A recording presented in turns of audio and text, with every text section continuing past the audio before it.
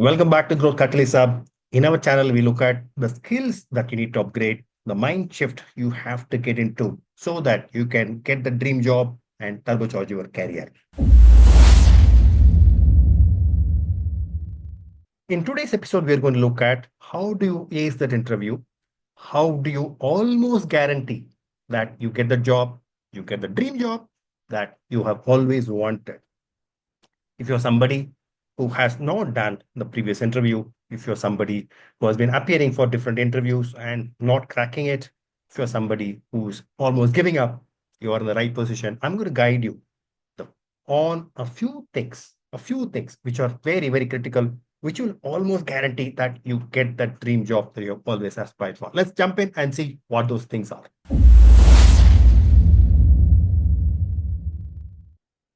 One, preparation. It looks very simple. It looks as if you're almost prepared and you are ready. But almost always we are not prepared. That's a fact of life. What are things that you need to prepare? One, you need to prepare about the company. What are they? What do they want? What is this position? Why do they want to hire one more person? Who are they replacing in this position? Can you get in touch with somebody in the company to understand what are they considering? What have they recently done? What and how are they doing in the marketplace if they are a publicly listed company? Can you do enough research? Almost all research is not enough, and therefore, can you spend quality time answering questions on all of these points so that you are mentally prepared about what the company is, why do they want to hire this job, what his role is all about, and so on and so forth about the company aspect. The second aspect that you need to research about is yourself. Yes, I said correctly, yourself. What are your strengths? What are your weaknesses? And what are the things that you bring to the table? If you are the company person, what is it that you want from a person who's applying for the job? You need to know yourself very well. And both aspects, when you research and are ready, the job is going to be yours. There are things that you need to take care of when you are there at the venue, when you are there at the interview place. Simple things. You expect people to be punctual when you are in a meeting, when you are conducting a meeting, when you want to meet somebody. The same is a reciprocation from the other company side as well. So you have to be punctual. You have to be there at the right time. So if let's say the interview is starting at 2 o'clock in the afternoon, you better be there in the venue by 1:45 itself, so that you have that 15 minutes backup, 15 minutes buffer in case something is going wrong. You might want to go sit there. You might want to go sit there and observe the surroundings and be ready mentally. Give that time and space for yourself so that you are self composed when you walk into that interview room. So be punctual. In fact, be 10, 15 minutes early to the interview venue.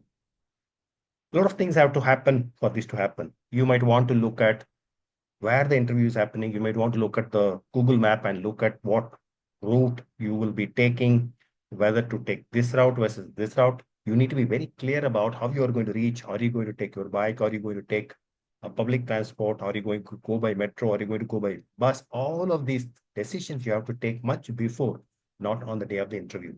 Be punctual, be ready to and do whatever it takes so that you are there 10, 15 minutes before the interview. Your attire, your professionalism is also very, very important. If it is a very professional company and formal company and people are dressed formally, you can't be informal in that place. If you go in a jeans and the place is full of booted, suited people, you kind of lost it even before you began. So you need to do that is also part of the research that we talked about in the first place. What kind of culture is it? What kind of dress? What kind of attire, day-to-day attire that they have? What kind of a codes of conduct they have? Do they frown on informality? Do they accept informality as part of life? All of these things you should know so that you can dress appropriately before the interview. If you're in doubt, if you're not very sure about what the dress expected in the interview, even though the dress code may be a little informal in the company, if you think that the informality could be for the day-to-day life, it could be different for the interview, then you should decide in favor of being a little more formal and having formal clothes for the interview rather than the otherwise. So not only be punctual, but be dressed appropriately for the interview.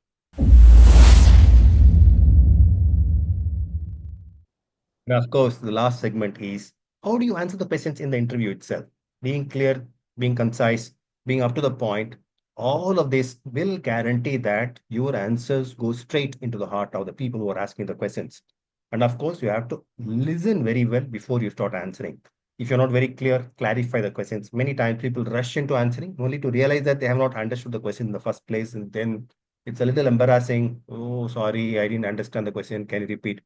You should ask and comfortably ask to repeat the question in case you have not understood the question in the first place. And do that. Take your time to think. It's absolutely fine. Saying that I'm going to take a minute to think, minute to compose my answers is absolutely par for the course. But do that so that you are very, very clear. Composing your answers in the mind, and you can also say that I'm thinking aloud. If you're answering creatively, absolutely fine. So position your answers so that they are well received. Listen well, clarify the questions before you start answering. Be clear and concise your answers so that they are seen as clear answers, seen as answers coming from somebody who knows the subject.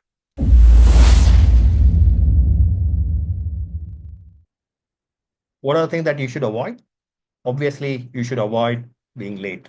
You should avoid not dressing appropriately for the occasion. You should avoid not getting prepared. These are things that we have already talked about. You should also avoid during the interview several things.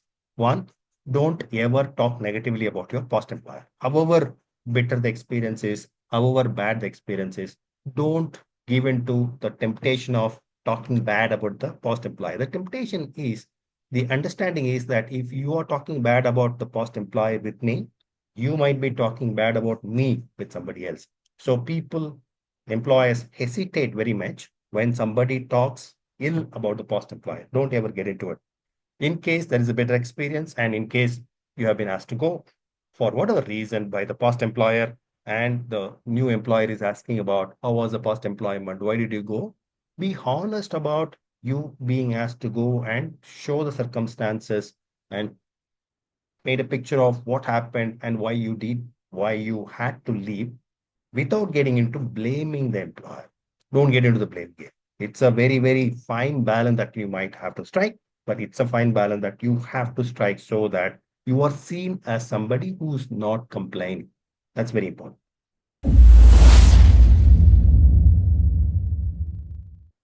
Not asking questions when you are given the opportunity is also seen as a sign of not having thought through, not having enough curiosity, and so on by the employees. So, by the end of the interview, typically most employees would ask, do you have any questions for us?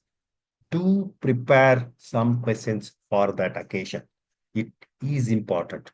You might want to ask about a couple of questions which happened basis the interview. You might want to ask about what they asked and therefore what it means. You might want to ask about the company culture. You might want to ask the further growth stages and plans of the company basis what you have read, basis what the people during the interview mentioned, but do have two, three questions ready so that it shows the curiosity. The whole point of you asking them the questions is that you are curious, you are definitely concerned about the company, you are interested in the company. All of that should come through when you are asking those questions, and therefore prepare those questions basis these points.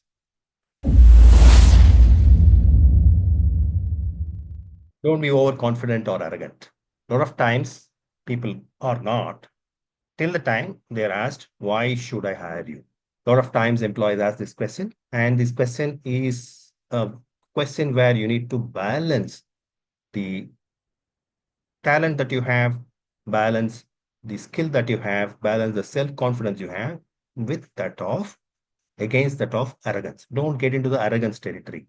It is important to say, and absolutely fine to say that, yes, I'm confident. Yes, I can do this. I can, because I have done ABCD things in my college or my first job, my first year.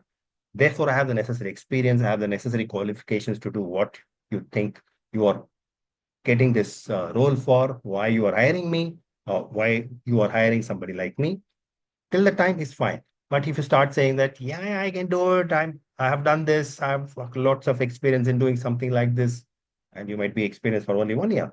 So if you get into that territory of overconfidence and arrogance, that is where you get trapped and people don't like it. So be ready to strike a very fine balance know what the trap is, where the area is veering into overconfidence, and you need to draw the fine line and balance so that you don't cross over to the arrogant territory and stay within this self-confident, supremely self-confident territory.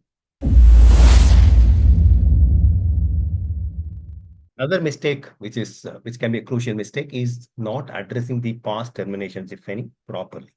A lot of times it's very tempting to fib about it. A lot of times it's very, very tempting to be not honest about why you were fired. If at all you were fired from a previous job, if you're asked to go from the previous job.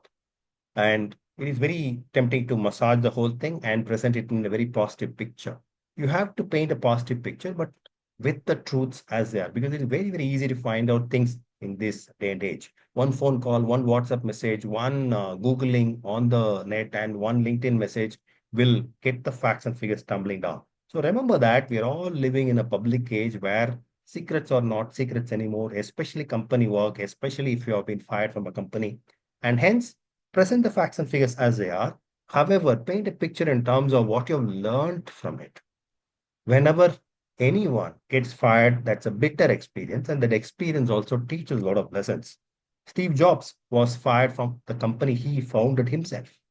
And there have been many, many people who have been fired from their job and who have gone on to do great things. And remember, and get inspiration, take inspiration from these people's lives. It's important to do that so that you don't become disheartened just because you have been fired in a previous job.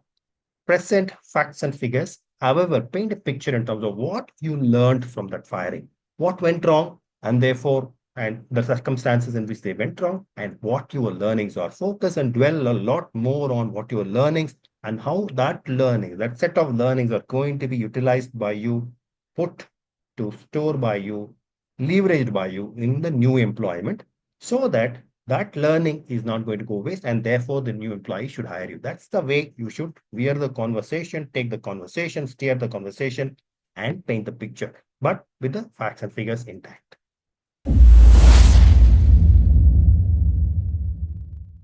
The last point that I want to leave you with is interviews are two-way street.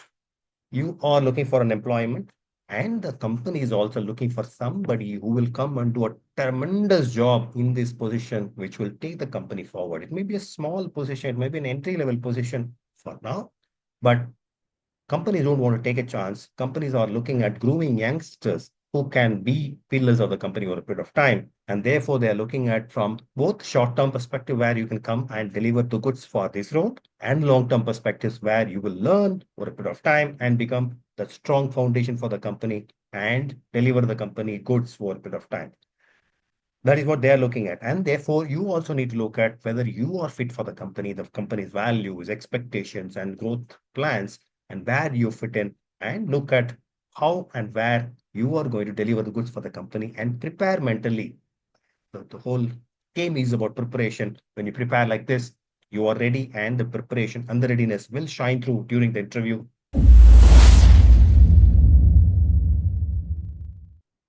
I've also given lots of material to download. Don't forget to download it. There are exercises which will tell you precisely how to go about this preparation. What are the things that you need to prepare for? What are the steps in the preparation? It will also tell you what not to do during the interview. You talked about a few points. There are a lot more points added in that what not to do during the interview, what to do during the interview. All of these are given in the download material, which is given in the download link in the description section of the YouTube video. Please go do the download and utilize.